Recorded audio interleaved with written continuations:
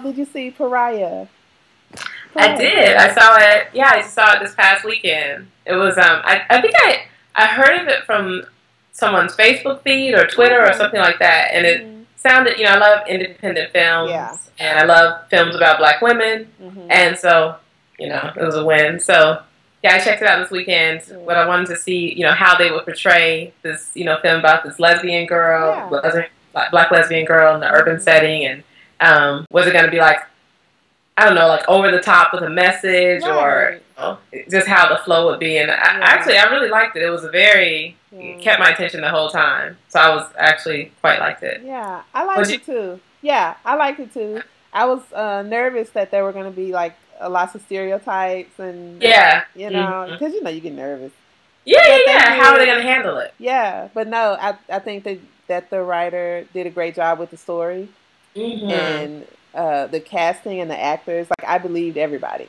Yeah. Every single person in the movie, even the extra, I believed everybody. It was like it's like they had kind of opened the curtain and given us a glimpse into this life. Yeah. That's what it felt like, right? Like we were just watching this life play out.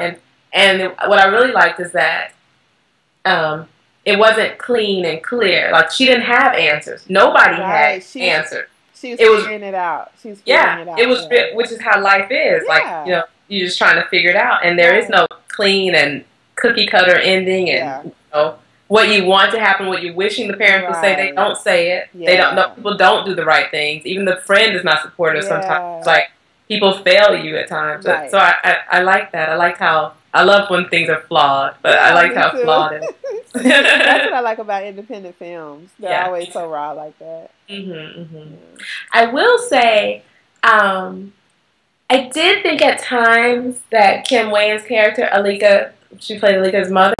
I felt sometimes she was a little overacting, but sometimes, and maybe it's just because I couldn't separate her. Like, I knew she was Kim Wayans, and maybe I was still seeing her from In Living Color or something. But there were a few scenes where she was just, I know she had a tortured life because of what she's going through with her husband and her daughter.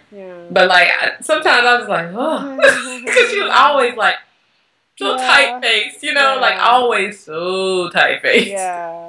But that was just minor. Minor. I believed her. I thought she did a good job. I never felt like she was overacting. She was dramatic, but I felt like it went along with what was happening. I hadn't heard of this actress before. I hadn't seen her. I don't know her name. Actually, I should know her name. Yeah, the actress who played Alika. I hadn't heard or seen her before, but she was so good. She was really good. I had seen her in like fashion, like at events where people would say what she was wearing. So I knew that she was like new on the scene or whatever, but I didn't connect that she was the same person that I saw on on the blogs until after I saw it. Okay, yeah. Even like the opening scene where she's on they leave that club and she's on the train and she's finally convinced her friend not to ride with her. And then she's changing clothes. It was like she wasn't talking during that, but you knew from her. You knew from her expressions. You knew from the way. You knew what was happening. You knew that. Like that was like from that. I mean, she was really good. Speaking of the clothes, it was like on that part, like when she took it off, you knew what was happening. She was putting on her costume to go back home. And that's what I thought at the time. But then as the movie went on, like the one time when she was getting ready to go out with her friend Laura, and she came and she was ready to go, and Laura was like, "No, wear this. Put the hat on, put on my shirt, wear my this." And they were all kind of like costumes for her. And so by the end of the film, when you saw her, she was just being herself. It was like she wasn't taking off her clothes to put on her costume to go home. She was taking off her costume to kind of put on another costume to go home. It was like she wasn't quite being herself ever. Yeah, that's a good observation. Figure it out. Yeah, that is very true. Yeah, it was so and I don't want to give too much away, like if people are watching and haven't seen it, but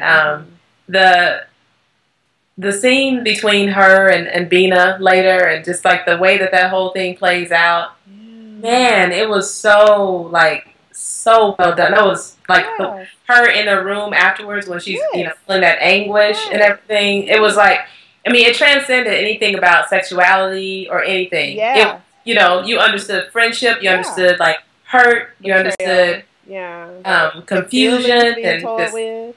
I say your emotions, your feelings being toyed with. Yeah, yeah, what I liked about that whole thing was that it was like, you know, you can relate to what she was going through, whether you're homosexual or not. Right. Because, you know, men do that all the time. Yeah. You know? Yes. Just look for who they can take advantage of, or, you know, get whatever it is that they want from a person and just get it, you know, without regard for the person that they're actually dealing with. So that was good. Yeah. And you know, the film, like, it had developed her character so well that, you know, by that time you realize that, like, she is who she is, but she's not really sure what to do with. She's figuring it out. Yeah. You know? So like she doesn't have really any support from anyone. And the one person who was there supporting her, Laura, you know, momentarily rejects her for a while because she's upset with her, and she's just and she doesn't know what to do. You know, where she's going, and she's just figuring it out. And you see, but she wants to be loved so badly, you know, and stuff, and she's so vulnerable, and it's really, really good. And then you want, you know, you want for the father, you have these hopes for him, right? I did. I had such hopes for their relationship, and I mean, but he did what he could, but he's flawed. He didn't do enough, but he did. He did what he could. He did what he could. He saw what she was going through. And he had so many opportunities to reach out and kind of be there for her. Yeah. He was in his own denial and all that. Yeah. His own kind of denial, he believed it, I think. He just didn't want to face it. Oh, yeah. He didn't want to face it.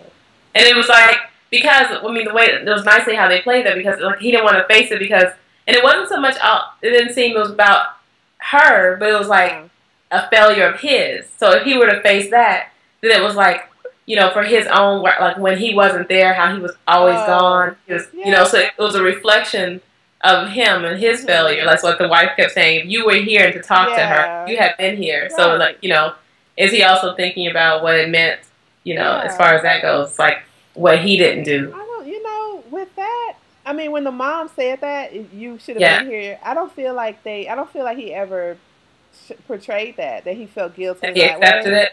I think for him, I don't think he was ready to embrace being the father of a lesbian. Remember all those scenes they showed where he had to face it, like with the guys, like whenever, when in those, I think there were only 2 scenes, but in both of those scenes, it was like his problem was with being associated with that.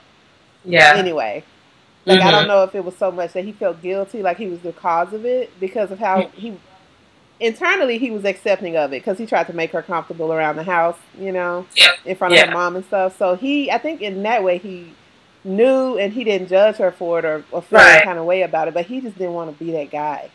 He didn't want to be the dad of the gay daughter. That's what I felt.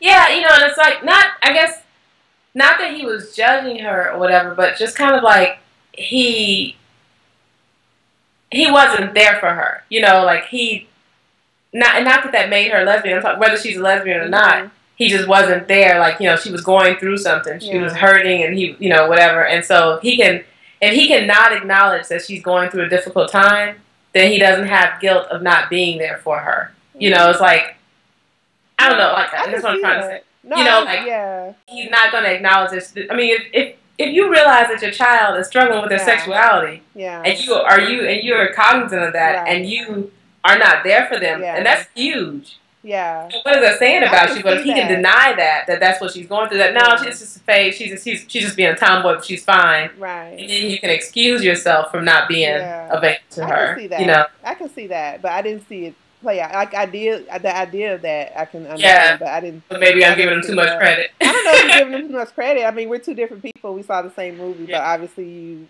interpret it differently. But I didn't feel like he was guilty about that. I think the mom, wanted to make him feel guilty for never being at home. She needed was a reason. But I think that was more her thing. But I felt so sorry for her when she was laying on the couch trying to look pretty. I did too. That was hard. That was hard. You know what else was sad? When she was cleaning out the refrigerator?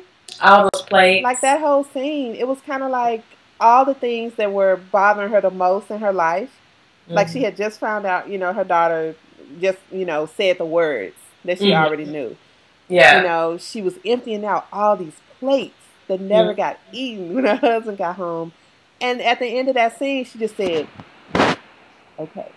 And then went to the table like nothing. You know, the next time you saw her, it was like she was sweeping all this stuff underneath the carpet.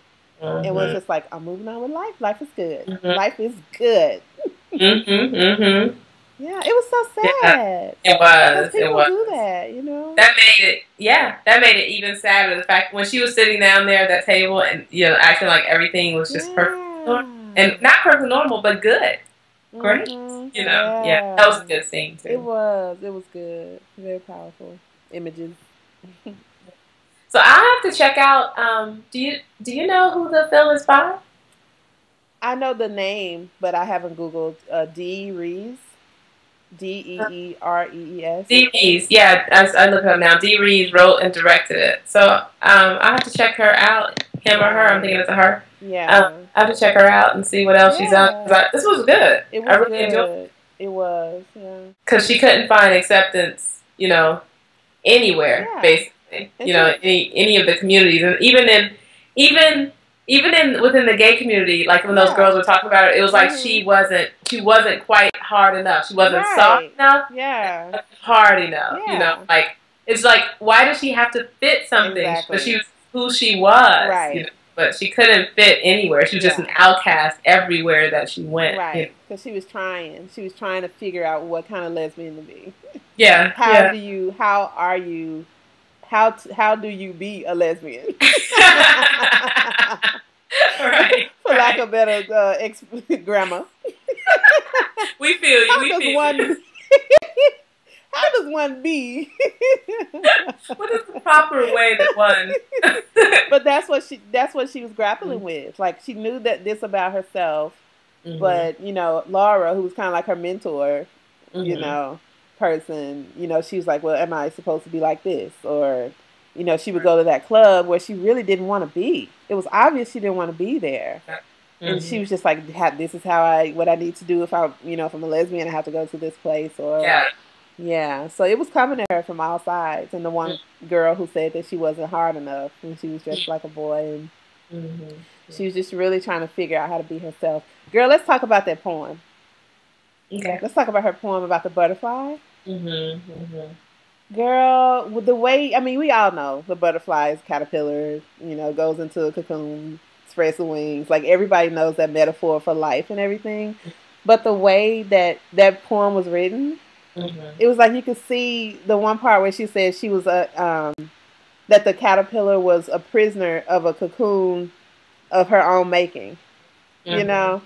Yeah. And it was just like she was this girl and she knew who she was. She didn't understand how to be that. So to try to figure it out, she put these, you know, like made her cocoon. Okay, when I'm with this friend, I got to dress this way. When I'm at home, I got to do this. When I'm, you know, and it was all these barriers that she put up around herself until ultimately she was like, wait a minute.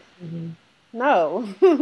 Yeah. Yeah, that was so beautiful. I wish I could remember it or like, you know, recite it or something. Being bound and being free. And it was a beautiful poem. It was. Yeah, it was a beautiful movie. So yes, Dee Rees. We definitely have to Google her and see what other work she's done because this was good. Very well done. It's nice to run across a film that with a great story, great acting, you know, socially conscious. It was nice. There were so many black people in this film, but there were no boxes. Nobody was in a box. I loved it. People were just being, which is what we do. We just be. We just be.